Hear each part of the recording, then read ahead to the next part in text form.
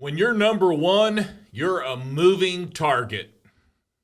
Now let's talk about this. Hey, this is Greg McAfee, and welcome to the Greg McAfee Show. Now let's get started.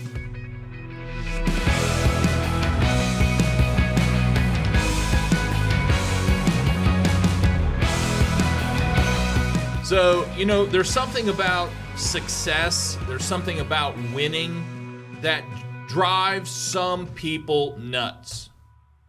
They get extremely jealous, they get extremely envy, they're just uncomfortable around winners. Personally, I can't get my head around it. I try, but I can't get my head around it. Personally, when I'm around winners, I'm a sponge. I want to know how to win too. I want to learn from these people. And then I want to implement a few things in my life or my business. And sometimes I want to even do it better than they did. But sometimes when people see someone else achieving their goals and making great strides in personal life, in business, in sports, it brings like feelings of inadequacy or jealousy or envy. And unfortunately, not everyone is able to set those feelings aside and genuinely celebrate someone's success. Again, I can't get my head around this. That's why I'm extremely passionate about talking about it today. Well, let's face it, sometimes people hate winners because of their envy and the dislike for the good fortune of others.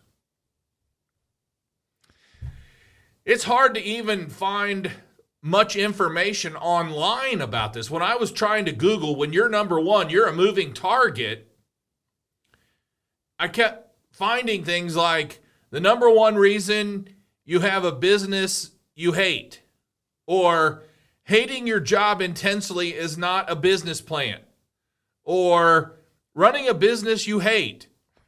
It's not what I was talking about. How to work with someone you hate. What do you do when you hate your boss? So Google couldn't even figure out what I was trying to do, and I tried many different formats, and I never could get enough information on when you're number one, you're a moving target. We worked our way from the bottom, 546 heating and air conditioning companies, somewhere around there in the Dayton area. When I first came in, I was number 547. And we gradually worked our way to the top to number one, stayed number one for years. And we're a moving target. I mean, we've got people shooting arrows at us from the front, the side, the back, angled from the tops. I mean, it's unreal. So, maybe we can't find stuff like this on Google because our society in general, it's either getting soft, or we are jealous of others and we just admit it, or I have no idea. I have no idea. Okay, so competition's always going to be amongst us, and we're going to have competition in business. Even though I told you I don't like competition, it doesn't really. You know why I don't like competition? Because I don't have any good competition. I don't have any really good, solid competition. Well, they say that we always have competition, but we just personally at McAfee, we just aim to be the best at what we do and take care of people, and other companies just kind of get in our way because they don't get it. That might sound arrogant to you. It probably does, but I'm just telling the truth. We just take care of people we try to do it better than anyone else, and we strive to be the best. That's what we do. And there's a lot of other companies that feel the same way. And normally they're at the top of the rankings in their industry, and they do well. So, I've never been jealous or I've never envied anyone in my industry. If I see someone excelling and doing well, I either try to visit them, get to know them, and then learn what can I do to be that good, or how can we do that, or like I said, and then once we figure it out, then we try to do it better. I mean, we tweak it and make adjustments. And someone gave me a couple years ago, they gave me a really, really good idea. And he's a true leader when he said, now take this back and tweak it for me and make it better. And I did, and then we implemented it in our business, and it's been extremely successful. One of the most coolest things we've ever done. I will not share that here. If you want some one-on-one Greg McAfee business coaching, I'll be glad to share it with you one-on-one, but I will definitely not share that here. But it is good stuff that I learned from someone else and took and ran with it, and then, again, made it better. One thing for sure is that we're powerless over people, over other companies, and we cannot control what other people do or say. Only what we do, only what we can do, and our your business practices and services are what you make them. You make them stand out, or you have a bad reputation. I mean, it's all entirely up to you. But if you aim for taking care of people, it will definitely separate you from the crowd. It'll definitely separate you from others. Let's talk about this real quick. Jealousy. What is jealousy? Well, jealousy stems from a dark place, and it has no place in life in general, let alone in business. According to Forbes magazine, jealousy is feeling or showing envy towards someone or their achievements and advantages. And if you want to go a little bit deeper with that, envy is the feeling of discontented or resentful longing aroused by someone else's performance, possessions, qualities, or luck. So I just don't want anything to do with it. I'll be honest with you. I don't want anything to do with jealousy or envy. There's no room for it. It's definitely, the Bible talks a lot about, it's very sinful to be jealous and envy, and I just don't want any part of that. We all have the responsibility to lead by example. And those businesses and or competitors that take joy in the drama and jealousy usually do not make it very long. And if we're going to be responsible to lead by example, to lead my team by example, why in the world would I want to display jealousy and enviness? That is not leading by example, folks. And there's a lot of companies out there that do that. And again, we're going to, they don't last long. They're not successful long, but they tend to do that. I don't know if it's lack of creativity, lack of business sense, lack of people sense. I have no idea. But there are companies out there that when I say we're a moving target upward, and people are shooting at us while we're moving. And, that's their only offense. It's their only defense is to attack. And what do I mean by attack? Well, the arrows are, making up lies and telling our customers stuff. Now, very few of those stick. I mean, anytime a company is bashing another company to me and I wanting to buy something from that company, I won't buy from them. I want to use the company who takes the high road and only compliments the other companies. And it's when you're bashing someone and putting down, you're lowering yourself. You're bringing yourself down. And they're already beaten in my book.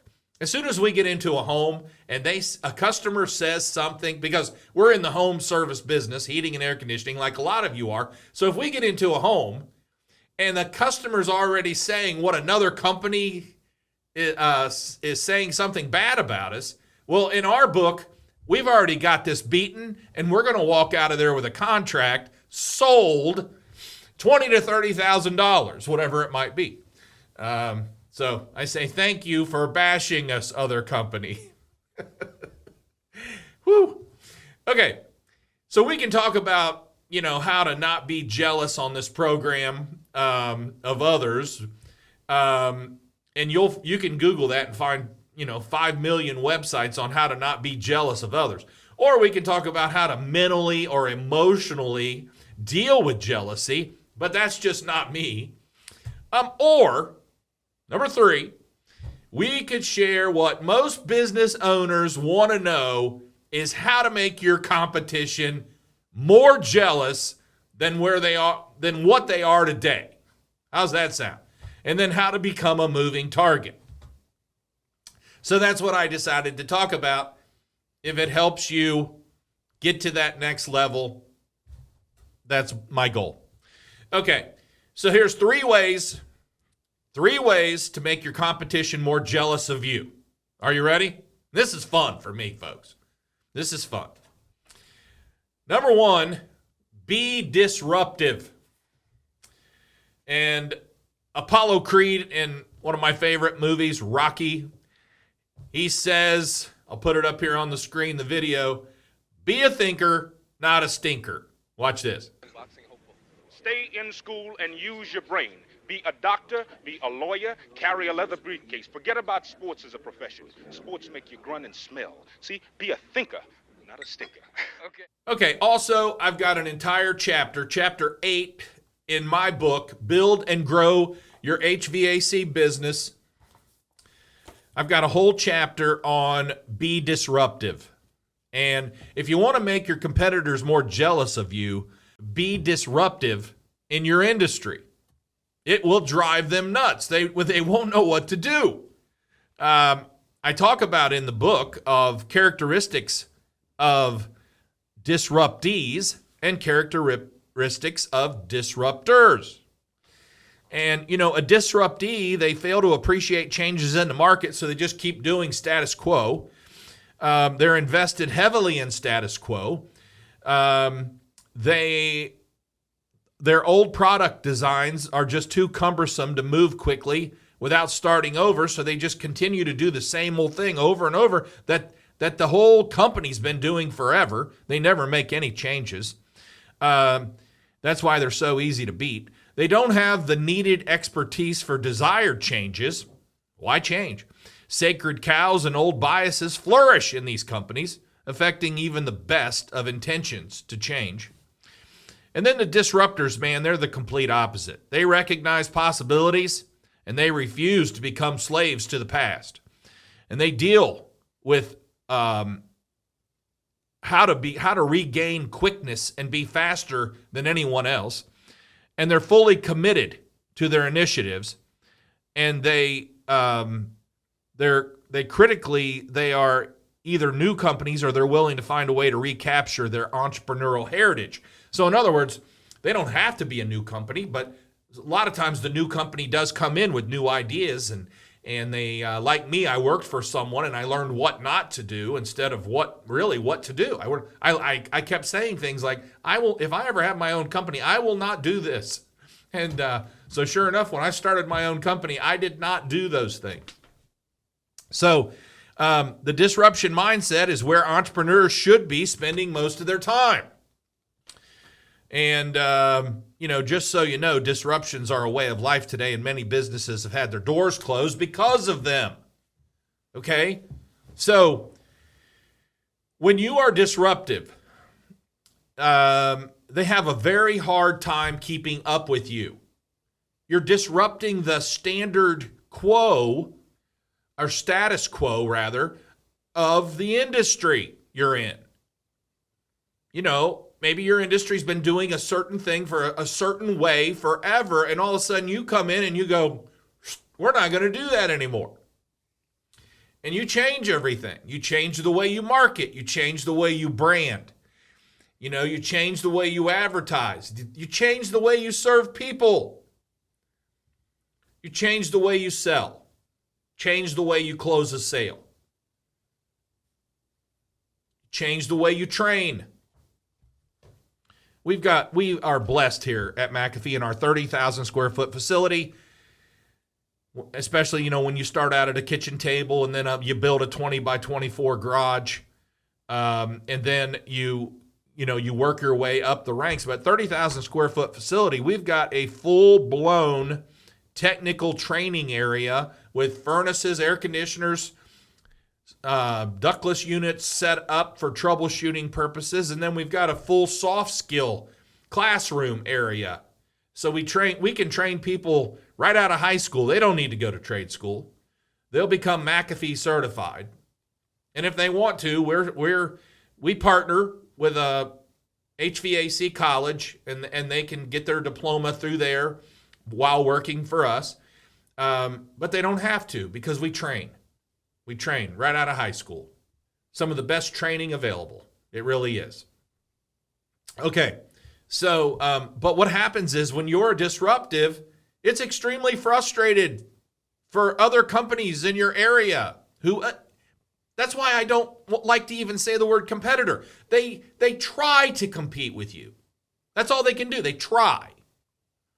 And they become very frustrated. And that causes jealousy. And that causes envy. And that definitely causes trash talking. Okay? Be disruptive, number one. Number two, be innovative. Also a chapter in my book on how to be innovated. I didn't mean to, just use my book today, but hey, it's my stuff. I can use it, right? I can use it all I want, because it's a chapter in my book that I felt was very important for a heating and air, or any business, small business rather, to learn from. Be innovative. Steve Jobs said innovation distinguishes between a leader and a follower. When you're innovative, it will send you to number one relatively fast. You've got to be innovative. You've got to do things differently than everyone else. You've got to do things that others aren't willing and won't do. Sometimes they just won't do it. When we come out with 8 to 8 at the same great rate, it was 5 years before anyone even tried to compete with us, while we were taking millions of dollars. I was going to try to say how many customers, but I don't know. Millions of dollars from other companies, because our customers said, when we ask, what do you want from a heating and air conditioning company? Our customer said, we want after-hour service. We don't want to wait from 8 to noon or noon to 5 and then someone not show up. We want after-hour service. So that's what we gave them, 8 to 8, same great rate. And if it became, between 5 and 8 became the most popular time to get a checkup or to get a service call, because they were home, they were off work, they didn't have to take off work. We killed it for 5 years with nobody touching us. It's called being innovative. Innovative, doing things others people aren't willing to do and sometimes won't do. We've had focus groups and where we bring people in and we question them. In my book, it talks about different things that we did that were innovative at McAfee. And we foster a culture of innovation here at McAfee. And we do things that are different than most companies. And that's what makes us successful. That's what moved us to number one. And that's what causes other companies to be jealous of us. And that's why we're a moving target upward.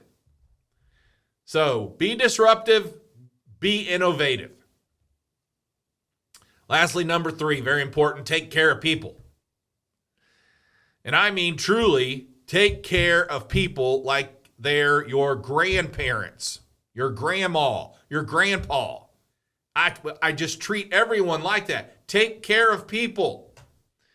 internally, externally, team, customers, suppliers, everybody. Take care of people. Here's some examples of team. How do you take care of your team? Provide a safe and clean workplace. Job security. Nobody can guarantee job security, but we kind of do. Encourage open communication. Support career growth. You've got a place to move up here. Recognize hard work. Reward hard work.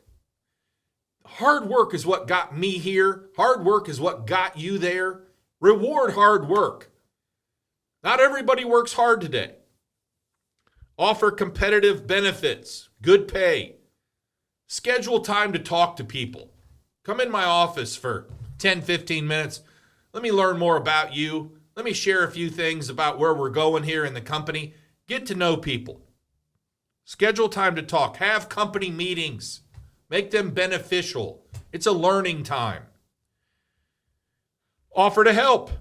And I know this is very situational, so be careful there. But if you can, help someone on your team. Could be financially, could be another way. Could be a day off. Help someone. And then demonstrate your trust. They have to trust you. They really do. So demonstrate your trust. All right. Now, how do you take care of customers? Get to the root of the problem and solve it. That's all people want. Get to the root of the problem and solve it.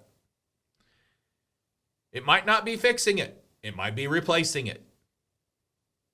Recognize and react to their emotions, okay? Recognize their emotions, then react to them. Communicate. One of my favorite sayings around here is informed people make better decisions. Communicate. And then frequently ask for feedback. Like I said, we bring in focus. We have focus groups, and we bring them in, ask questions. I want feedback. Tell me what we're doing good. Tell me what we're doing wrong. Deliver on what you promise. In other words, do what you say you're going to do when you say you're going to do it. Deliver on your promise. Like I said, people don't want 8 to 12 or 12 to 5, and then no one shows up. What a wasted day. All right, those are some things. How you take care of your suppliers.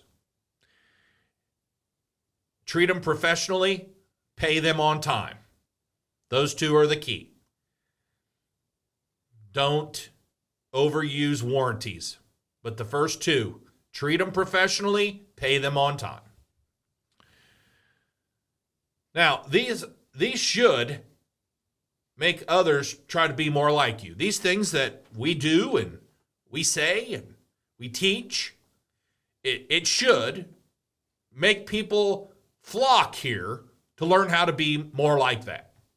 But unfortunately, in today's world, I've got this down, I've got this covered, I don't need his help. Or he just thinks he knows it all, and I'll just be jealous and envy of him of what he's got, but I'll listen to his podcast. Sorry. So they should make people want to learn more. It should make my competitors want to learn more. But thank goodness it doesn't.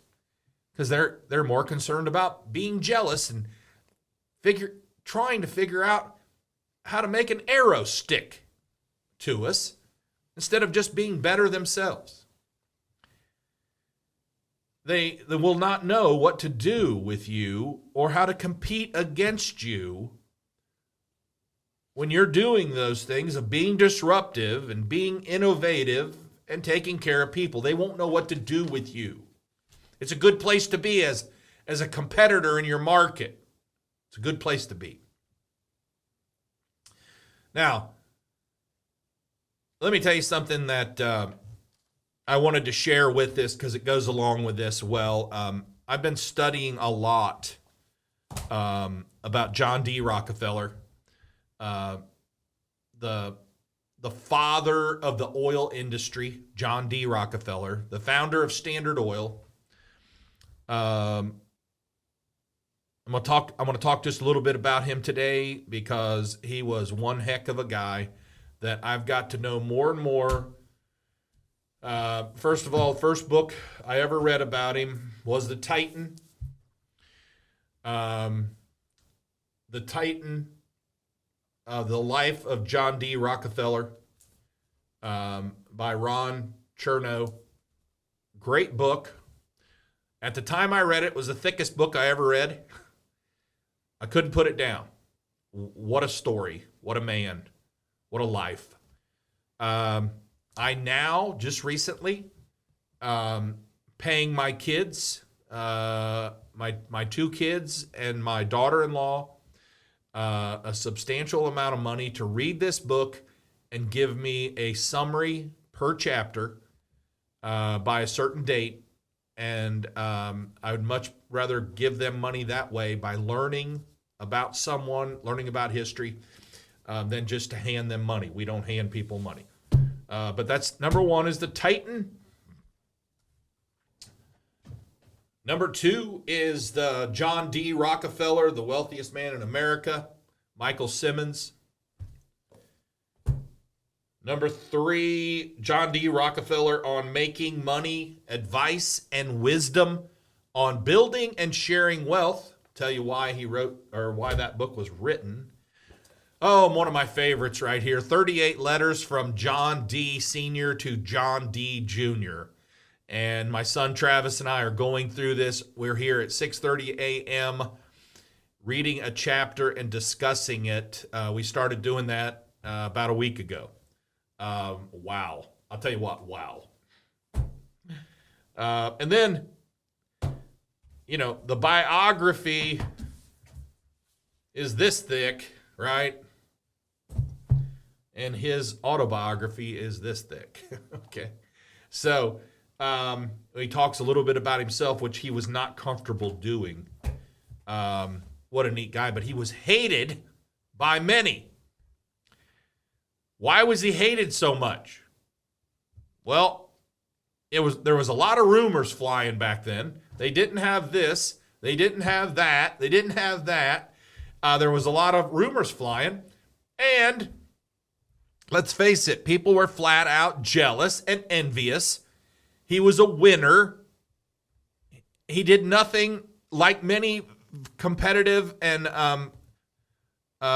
successful people today. He was a winner, and he didn't do anything without going in full go and trying to win. And to beat all, he was the most wealthiest person in the world. Let me tell you something. When he passed away, in today's money, when he passed away at the age of 98 years old, rather,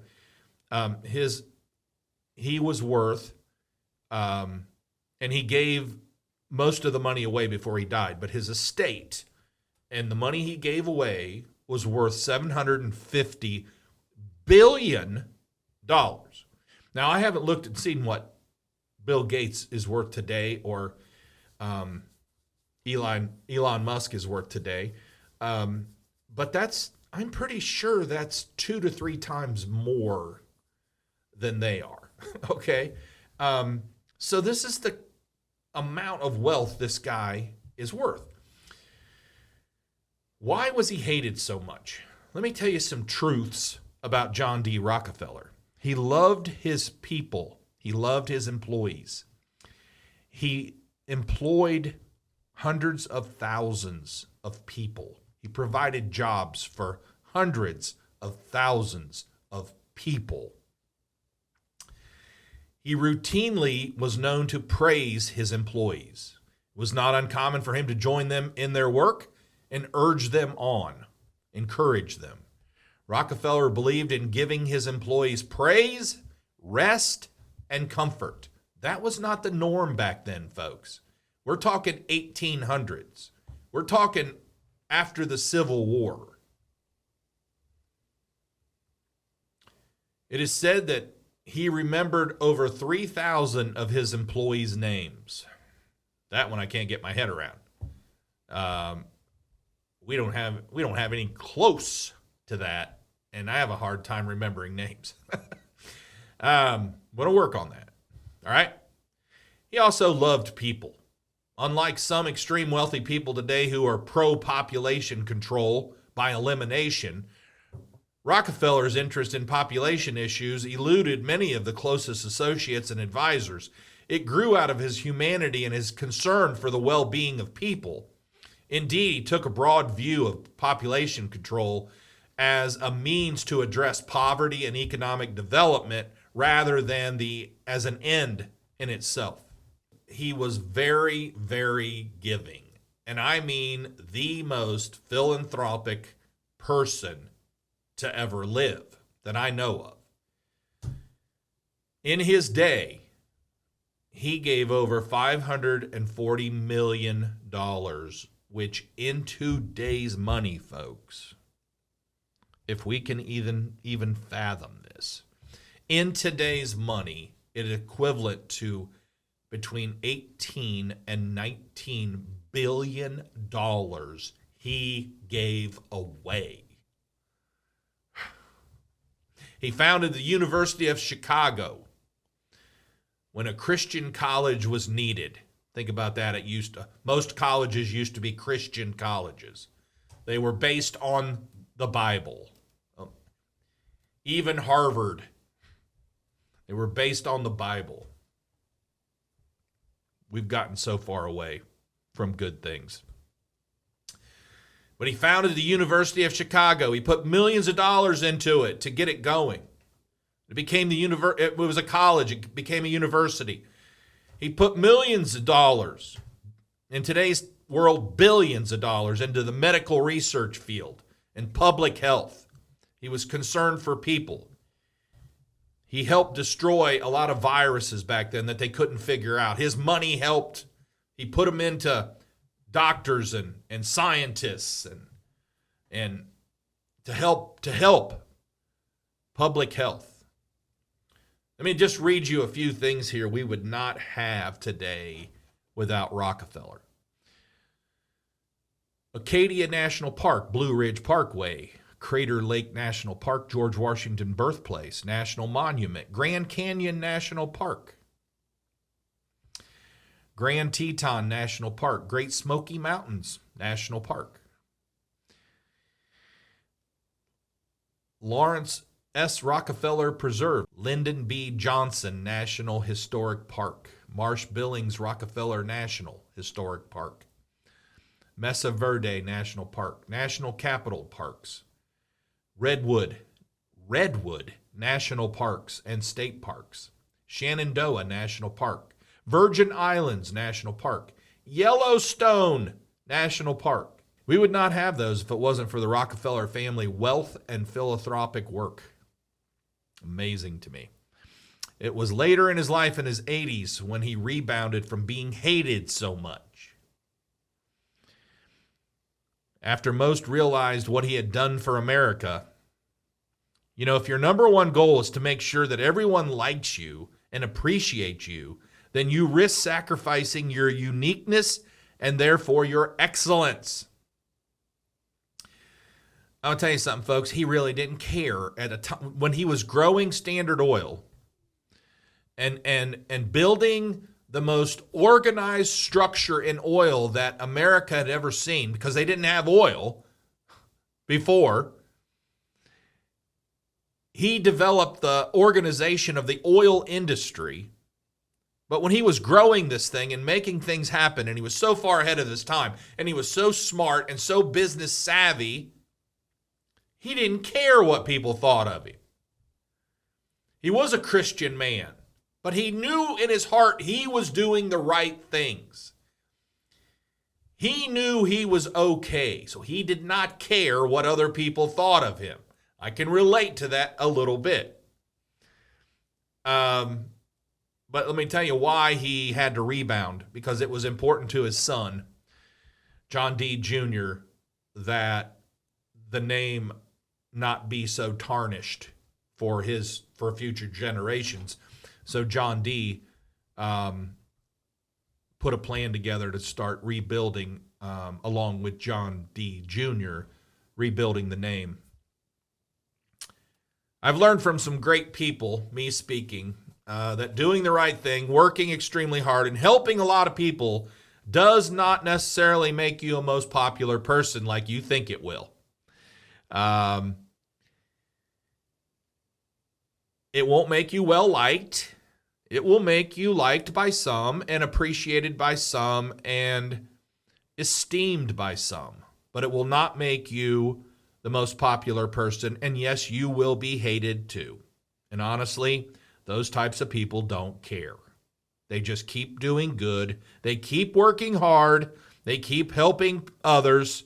And they just do the right thing. So if you decide to take the challenge to make other companies jealous, you will succeed if you do it right. You do those things we talked about today.